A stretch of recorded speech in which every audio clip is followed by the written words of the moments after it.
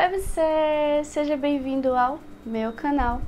Eu me chamo Olga e hoje eu trouxe para vocês o caso do desaparecimento de Arthur Pasqualini. Roda a vinheta.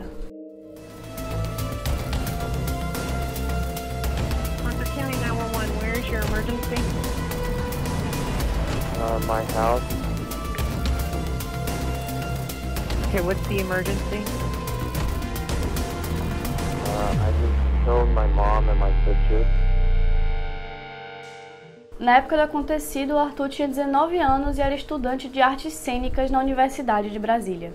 Arthur era apaixonado pelas artes, principalmente audiovisuais. Ele fazia curtas e inclusive isso chegou a render um prêmio para ele. A família e os amigos de Arthur contam que apesar dele ser muito amoroso, ele não tinha uma ligação muito forte à família que o prendesse na cidade dele. A mãe dele, inclusive, comenta que ele era um menino do mundo, que ele tinha o sonho de conhecer todos os lugares possíveis e de imergir na cultura deles. Sendo assim, no final de setembro de 2012, ele se reuniu com um grupo para fazer um mochilão para o Peru. Só para contextualizar mesmo, o mochilão é uma viagem voltada para a imersão na cultura do local. Ou seja, estar junto dos nativos, conhecer o dia a dia deles de fato, e geralmente é uma viagem que custaria muito menos do que se você fosse por uma agência, por exemplo. O Peru é um local com uma cultura muito forte, cheio de sítios arqueológicos, e também é uma viagem muito mais barata do que para outros lugares, então uniu o útil ao agradável do Arthur. O grupo que foi com ele não era de colegas dele, mas sim de outras pessoas que também queriam fazer essa viagem e acabaram se unindo para irem juntas. A mãe de Arthur ficou receosa, é lógico, mas ela sabia que não tinha como reprimir esse sentimento no filho e impedir ele de viajar, então ela acabou permitindo. Como eu falei anteriormente, o Arthur ganhou um prêmio por conta de um curta que ele produziu, então ele usou esse valor para conseguir arcar com os custos da viagem. E aí, quando eles chegaram no Peru, o Arthur acabou se apaixonando pelo lugar e queria conhecer tudo que ele pudesse de lá.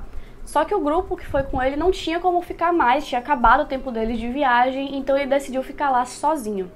Ele não aceitava o dinheiro dos pais de forma alguma, então como ele resolveu ficar lá por mais tempo, ele precisava de dinheiro para se manter. E foi assim que ele começou a trabalhar como recepcionista em alguns hostels e como atendente em um bar.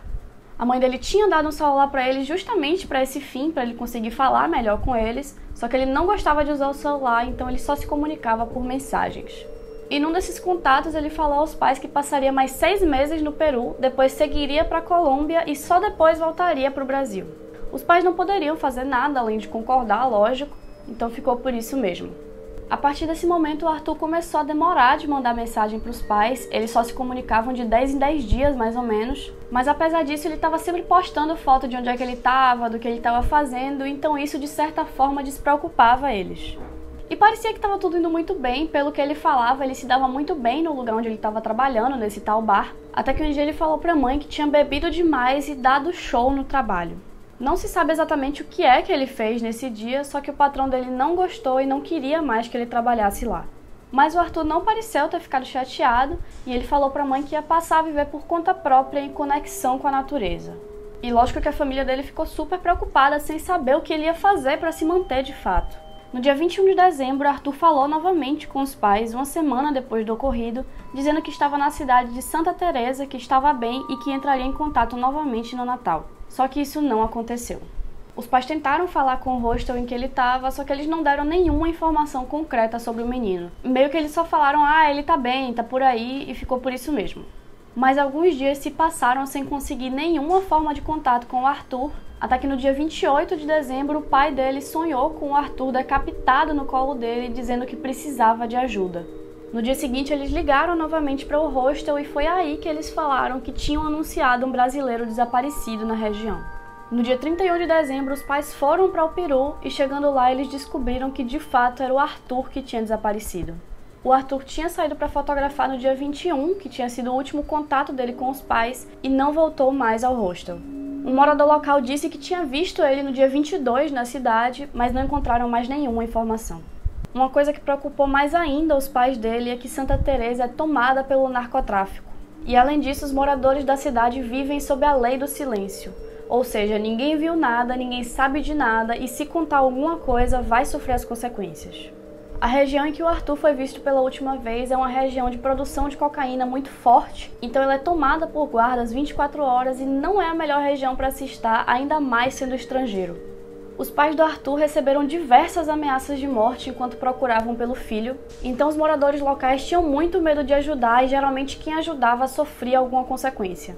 Teve um caso de uma moça que falou que tinha algumas informações sobre o Arthur, e aí os pais marcaram em um determinado local para conversar com ela, e quando eles chegaram nesse determinado local, encontraram o corpo dela coberto por folhas e com as mãos decepadas. Os moradores de Santa Teresa falam que os pais de Arthur só não morreram porque a mídia estava em cima, senão eles provavelmente teriam o mesmo fim que a moça teve. Eles passaram 4 meses ininterruptos procurando pelo Arthur, mas não encontraram nada. Eles ainda voltaram no Peru algumas vezes, mas sem sucesso. Eles pediram a ajuda das autoridades peruanas e das autoridades brasileiras no Peru, e elas passaram a investigar direto como crime e não mais como um desaparecimento. O problema da região é que o tráfico é tão forte que nem as autoridades conseguem lidar com isso, então ficava muito difícil prosseguir com a investigação. A mãe do Arthur conta que uma mulher chegou até ela dizendo que ouviu o Arthur apanhando e pedindo para não matarem ele. E ela ouviu isso vindo da casa do dono do bar onde ele trabalhava. Eles chegaram a entrar na casa para investigar e encontraram algumas manchas de sangue, mas o exame foi inconclusivo e não se sabe se aquele sangue era do Arthur. Corre um boato de que esse ex-chefe do Arthur devia alguns serviços para ele e que o Arthur foi assassinado na hora em que foi cobrar. 2 anos depois, o pai recebeu informações dizendo que tinham visto um homem com as mesmas características do Arthur em uma reserva indígena no norte do país, então o pai voltou para o Peru. Lá ele recebeu a confirmação de que o Arthur esteve sim na reserva, que ele teria chegado lá depois de ser vendido por traficantes e estaria sendo escravizado para trabalhar como tradutor. Só que ele não estava mais lá e ninguém sabia dizer onde é que ele tinha ido. Em 2017, depois de 5 anos, as investigações foram encerradas. A mãe acredita que Arthur esteve no lugar errado na hora errada e acabou sendo assassinado. Ela inclusive publicou no Facebook uma carta psicografada do Arthur, em que ele conta que foi assassinado com um golpe na cabeça e que seu corpo foi jogado dentro de um rio. O pai e os irmãos acreditam que ele está vivo e escondido em algum local.